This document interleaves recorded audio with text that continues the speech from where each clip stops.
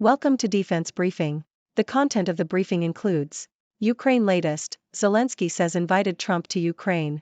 Leasing EVs through employers offers affordable options in the UK. I'm not sure we've got a safety net, Israeli businesses buckle as war hits economy. China blames Canada for malicious, provocative moves after close mid-air intercepts over South China Sea.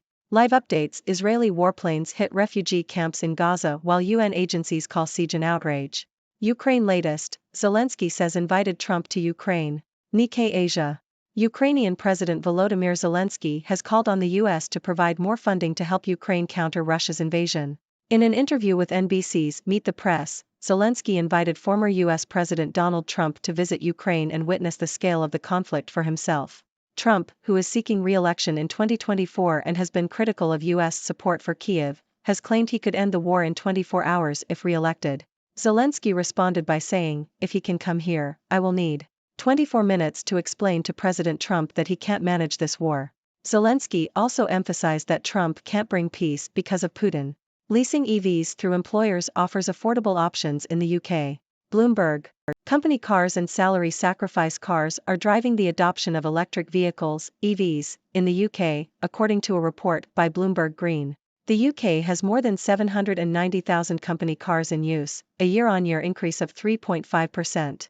Over the same period, the number of salary sacrifice cars rose by 41% to nearly 50,000. The report said that these arrangements are attractive for EVs in particular, as drivers are charged tax on just 2% of the car's value, compared to 37% for petrol vehicles. The UK's switch to EVs is being led by fleets, thanks to tax incentives, reduced carbon footprints and environmental credibility with investors. The number of battery EVs in fleets has risen by 50% since last year, while private EV purchases have fallen by 14%. However, there are risks for fleets, particularly if the second-hand EV market softens. Used EV prices in the UK were down around 20% year-on-year in June, to £31,340. I'm not sure we've got a safety net, Israeli businesses buckle as war hits economy. Financial Times.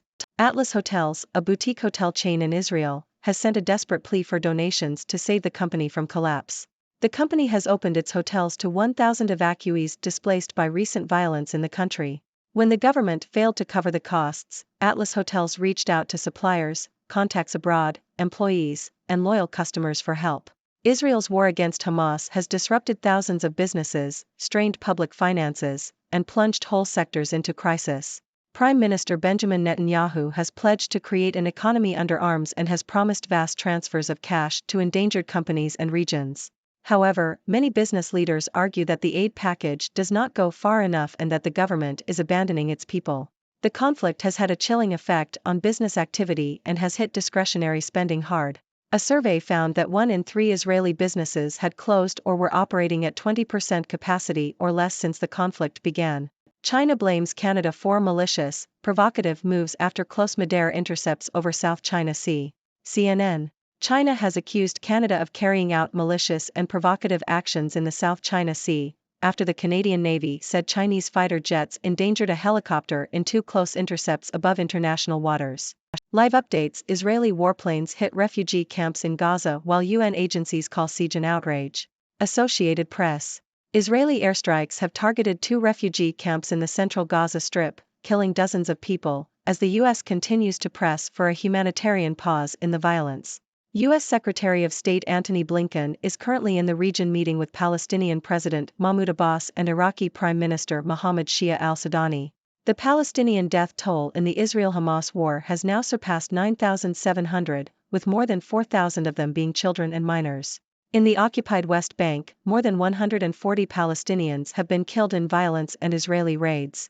More than 1,400 people in Israel have also been killed, most of them in the October 7 Hamas attack that started the fighting, and 242 hostages were taken from Israel into Gaza by the militant group.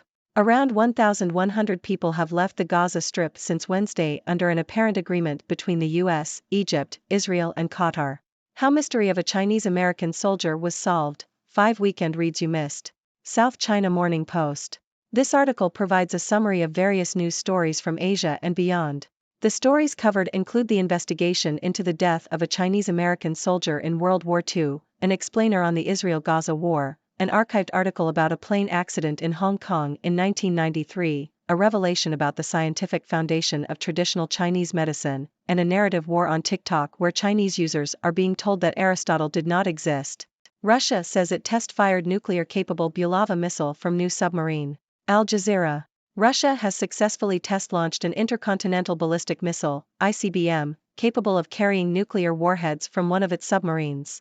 The missile, called Bulava, was launched from an underwater position in the White Sea and hit a target thousands of kilometers away on the Kamchatka Peninsula. The Bulava missile is designed to carry up to 6 nuclear warheads and has a range of over 8,000 kilometers. This test comes just days after Russian President Vladimir Putin signed the withdrawal of its ratification of the Global Nuclear Test Ban Treaty. Moscow argued this move was necessary to bring it in line with the U.S. Critics aren't buying George Santos' new massive excuse for not showing receipts. Yahoo! Representative George Santos, Republican New York, has cited the war in Ukraine as the reason for the delay in providing proof of his claim that his grandparents fled the Holocaust. Several news outlets have debunked Santos' claim, with genealogy records showing that his maternal grandparents were born in Brazil. Santos, who narrowly avoided expulsion from the House last week, stated that he has spent the last 10 months gathering evidence to support his claim but has been unable to due to the conflict in Ukraine. Critics on social media have described Santos as a Hall of Fame liar. 2023 Mountain West Football Week 10 in 5 words. Yahoo! The Mountain West had an interesting Week 10, with some surprising results. Air Force lost its undefeated status, San Diego State showed some offense, and UNLV had a huge win. Air Force will need to play its backup quarterback, while fans of Boise State are questioning whether a new coach is needed. San Diego State's passing game improved, and New Mexico is looking better. Wyoming fans are trying to figure out who to root for to get into the MWC championship game, and Fresno State fans are happy to have the coveted milk jug.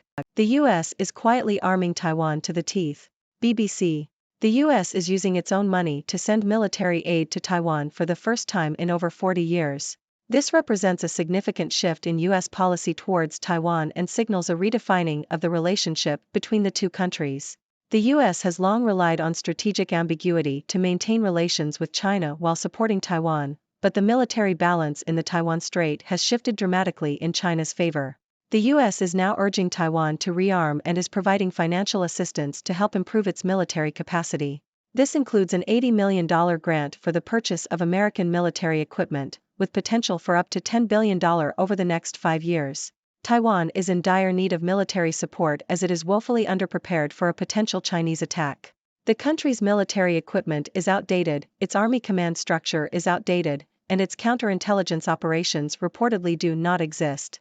The U.S. is also helping to retrain Taiwan's army and shift its focus towards ground troops, infantry, and artillery to repel a potential invasion. The goal is to make Taiwan a fortress that is difficult for China to conquer. However, Taiwan cannot hope to deter China by itself, and it is seeking support from the international community. Taiwan's vulnerability has forced the U.S. to act and provide financial and military support. The U.S.'s increased support for Taiwan comes as China's actions in the South China Sea and the East China Sea have raised concerns among its neighbors and the international community. China's expansionist behavior has inadvertently helped Taiwan gain support and reshape alliances in the region. There is now intense debate in Washington about how far the U.S. should go in supporting Taiwan, with some arguing for a stronger public commitment while others advocate for maintaining strategic ambiguity. Despite the debate, it is clear that the U.S. recognizes Taiwan's need for assistance and is taking steps to bolster its defense capabilities. Well, my dear viewers, it seems like the world is not short on drama these days. From political invitations to war-torn economies, we've got it all.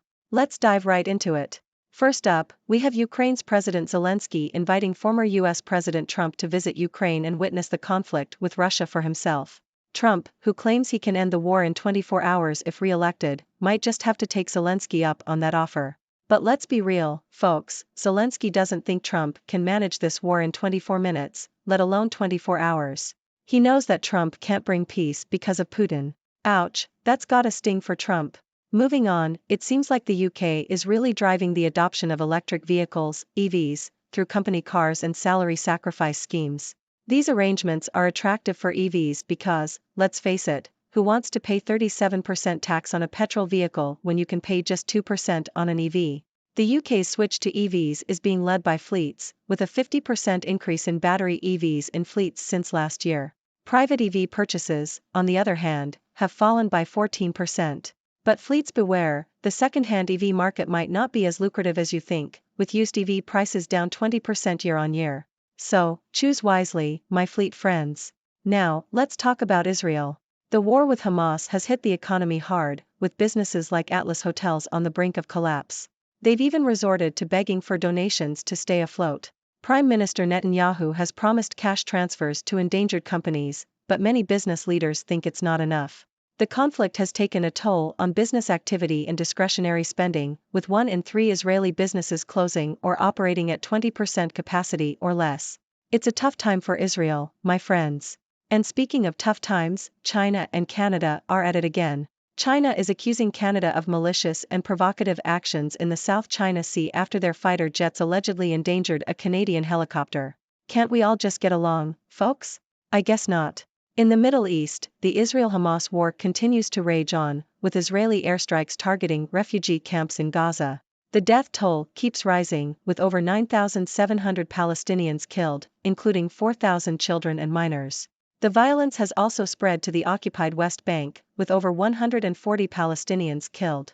It's a heartbreaking situation, my friends, and the international community is calling for a humanitarian pause. Let's hope peace can prevail soon. Now, let's switch gears a bit and talk about some lighter news. Did you know that the mystery of a Chinese-American soldier from World War II has been solved? Fascinating stuff. And did you also know that there's a narrative war on TikTok claiming that Aristotle didn't exist? Oh, the things you learn. And last but not least, we have Russia test-firing a nuclear-capable missile from a new submarine. Just what we need, right? More nuclear weapons in the world. But don't worry, folks, Russia assures us that everything is fine and dandy. So, my dear viewers, what are your thoughts on these stories? Is there anything that caught your attention? Do you have any burning questions for me? Let's hear it. Thank you for tuning in.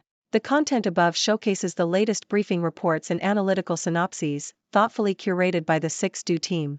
These insights stem from a wide array of reputable media outlets, think tanks, government sources, and specialized experts worldwide.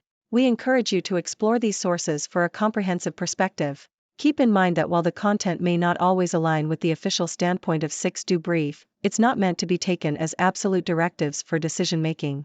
Comprising seasoned media professionals, learned scholars, and accomplished scientists, the 6Do team embodies a trailblazing, fully independent media entity. To customize 6Do Brief to meet your professional needs, you have the option to subscribe to a diverse array of briefings on our website, 6dobrief.com. Regardless of your location, you can conveniently receive 6Do Brief via email.